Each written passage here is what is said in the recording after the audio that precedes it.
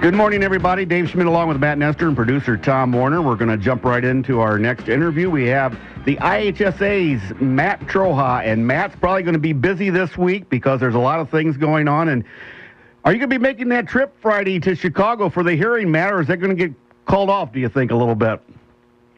As of right now, we're expecting it to be on. So, yeah, I'm definitely planning on making the trip to Chicago Friday.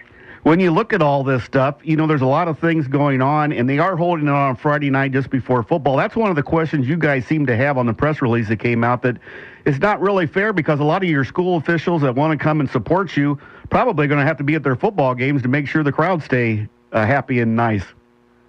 Well, yeah, that was the feedback that we've been definitely getting from the ADs and from some coaches, people who wanted to attend, especially. The hearing was initially scheduled for July, and we had probably about 300 people who were coming to the point where we started telling people, no, don't come. You may not even be able to get in the building. And then to turn around and then have it scheduled on a Friday afternoon, certainly it creates some conflicts for folks who wanted to come. And folks really on either side of the issue. I mean, I think it's just going to be difficult to get to with, normal weekend activities and trying to get in or out of the city. It's just kind of a tough spot. You always talk about gamesmanship in sports. Do you think that's kind of what's going on here, is a little bit of gamesmanship, kind of a way for them to maybe control the crowd on their end? That's what other people have said, and I don't even want to comment about it. Politics isn't really what I do. I'm not real well-versed in it, so I certainly hope not, but, I wouldn't even want to guess. With this hearing, this will be the second of supposedly 3 hearings. Do you have any idea what the agenda is going to be this time when you meet with the political people? No, that's one of the things that we've asked about. We got the email confirming the hearing. I think it was on Tuesday or Wednesday, and we immediately responded and asked, those very same questions of, is there an agenda? Can we call witnesses? Are there witnesses you're calling? And haven't yet heard back on that information. So, we're not really sure what to expect yet. I'm sure you're not surprised by some of the support you guys have had, but does it make you guys feel good, some of the support you've had as far as, people saying that they're not, for the hearing and things like that? Yeah, absolutely. I mean, I think that's one of the things we've all said, is that it's as difficult as this process has been and as frustrating as it's been at times. It's also been kind of rejuvenating in that a lot of the support has come out. And, so often we with the IHSA, we're dealing with an isolated incident. We're dealing with this high-profile ruling or this forfeit and all the negative attention that usually comes with that. So it's been nice to really have people sort of rally and say that, aside, from these particular instances that we don't like or that affect our particular school negatively, overall, we think that you guys are doing a pretty good job. Has there been any direct communication? I mean, have you guys been in contact with the people that are in charge? I mean, do you guys call up and say, hey, I don't like this, or do you get sent to their secondary people when you try to do that? I don't think that we've been in direct contact with many of the people with the hearing. We've had a lot of different people reach out to us from various parts of the government throughout this process and either offer support or encouragement or give advice or things like that. But, we've just been sort of going about our business, and whenever we're asked to do whatever they want us to do, we're going to do that. If there's a hearing, we're going to show up and bring whatever we need to bring and do whatever we need to do. But, it's sort of been business as usual for us. I'm sure there's only so much you can or can't say right now, but, what are some of your talking points as you guys go into this? What are going to be some of the things you guys are highlighting on your end? Without knowing what they've asked, I feel like we addressed in the first hearing, everything pretty well, and I think a lot of the stuff that was initially introduced on the House floor when the resolution was offered up, within, 24 hours of that, we were able to answer and disprove a lot of that information right away. So I'm not really sure what we're going to go back to, but I think that really the overall thing is I think that there's sort of a level of disappointment in the process as a whole that this couldn't have been solved with a phone call.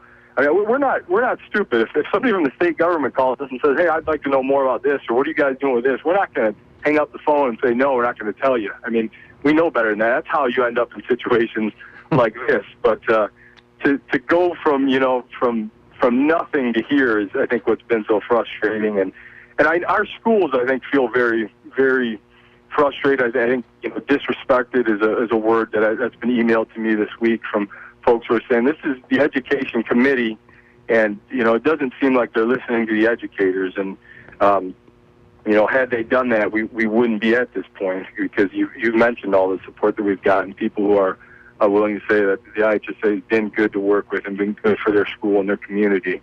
So I think that's the frustrating part. And my wife is a third grade teacher, and she's frustrated with it, not necessarily from the perspective that I have to deal with it. I mean, that's part of it, but she just looks at it, all of the things that are going on, the changes and the confusion amongst how teachers evaluate and the standards and the testing, all that's going on. She looks at it as a teacher and said, this is what they're dealing with right now, is they're asking you guys questions about your pension or things like that. So, I think that's sort of been the overwhelming feeling that we've been getting from everybody. Who is going to be representing the IHSA officially? Who's going to be going down from your staff to the meetings in, I think it's South Shore High School? It'll be at South Shore International High School in Chicago. Right now, certainly our executive director, Marty Hickman, is who we would intend to represent us. We've had several board members who said they plan to attend. I think most of our staff is going to attend, but I think a lot of it will depend on when they give us, the witness slip. If they have other staff members they want to talk to or not, I think that'll help determine. For example, Craig Anderson, our football administrator, usually on a Friday night, he goes out and watches officials all over the state. So, he picks a handful of games. So I think it would depend on if they want him or need him or not, whether he's going to go watch officials or be in Chicago for that, or maybe try and do both. But, I think we're just kind of in wait-and-see mode right now. If I'm him, I go watch officials. What do you think, Matt? Yeah, no comment. Hey, yesterday, as soon as I got your press release, we put it up on the StatelineSportsHub.com. Right after that, I get a link about Georgia, and Georgia just approved this week. They have approved a joint committee for oversight of the IHSA by the Georgia State Legislature. And when I read the story, when I go through all the stories I have, I can plug Illinois in, and it's basically the same floor plan. They don't like the money that's coming in. They don't like certain situations. So this is just not an Illinois thing. This is starting to be a national thing. Other states are facing this as well. Well, absolutely, Dave. You're such a great resource for what's going on nationally. I mean, you send me a ton of stuff, and a lot of it's really relevant, and we send it to our board members. And, certainly it's something that's going around the country. And, we always feel like we've had a good relationship with the General Assembly. We've worked with them on a number of different issues. Just recently there was the law passed in August that asked us to develop and then administer this concussion education program for all the coaches and administrators in the state. So we feel like we have a lot of dialogue going on with folks over there, and are glad. We get called in a few times a year, usually, to go over there and talk about whatever it might be. Somebody might be thinking about proposing a law and want some insight from us, or might just have questions for us. So we felt like we've had a good open dialogue, and also for many years the different bodies of the government actually have liaisons who can sit in our board members, and they haven't utilized that as much, but they've always had that opportunity to be in our board meetings and interact with us there. So we always felt like there was a good open line of communication and really in cooperation. But certainly those things are happening out there, and hopefully we don't have to get to that level here, and we can just continue to have these open lines of communication. Illinois, Georgia, I'm sure they're not the only states going through this kind of a thing. Why do you think that maybe this is starting to become such a hot button topic for some of these education committees or governments to kind of poke at these high school athletic associations and see what's going on? I don't really have a good answer to that. I'm not sure what, if anything, has changed in that climate. I mean, do you guys have any insight into that and why you think it is? They want your money and you don't want to give it to them. How's that? Is that good? I don't know if it's accurate, but I really don't know. And we're in Illinois, Matt. Doesn't that answer a lot of questions, too. A lot of things happen in Illinois I don't understand, so. Hey, before I let you go, I know one proposal that may come up as a new amendment for Illinois is the separation of tournaments. I've tried to get the information from the people that are going to be giving you the proposal. They tell me they're going to do it in the western suburbs. Have you had any chance to look at this or discuss it or talk about it or work a game plan for the future? Because separation of tournaments would really be something probably you don't want to see in Illinois. Well, yeah, to be honest with you, as of early this week, I don't believe we had received that proposal yet. So I can't comment on how exactly it looks or what it proposes. Really what I know of it is what came out this summer when there was a story in the newspaper out of the Quad Cities, ironically, about, the western suburbs. And I think one of their principals or a few of them confirmed that they plan to submit something on that behalf. I think they've had some conversations with some of the members of our board of directors about potentially still doing that, but the details of how they plan to go about that, I really don't know right now. And I think you're right that as a staff, we certainly feel like our membership and our organization is stronger, having our tournaments together, and we've done it for a long time, and think we can continue to do that. But at the end of the day, it's a member organization, and we don't really have a vote in that. And there's a process in place. So if they want to propose that, they'll be able to do that.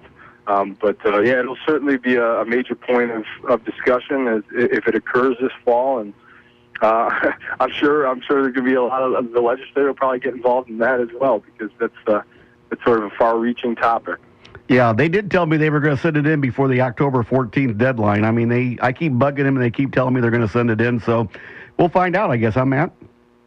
Yeah, it's always sort of interesting and kind of a fun time of year to go around. We do 28 town hall meetings, and everyone has to attend. So it's good to get out and talk with people and hear the issues and discuss these kind of things. By the way, did you sell that old house yet?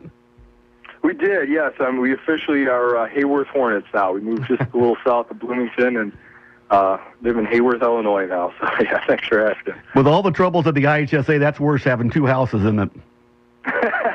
Yes, it is. Hey, Matt, thanks so much for taking time, and we'll keep updated with you. I always appreciate you taking time to come talk with us, and you explain stuff to us. That's what we like. Well, thank you, and thanks for what you guys do for all the high school athletes. Thank you.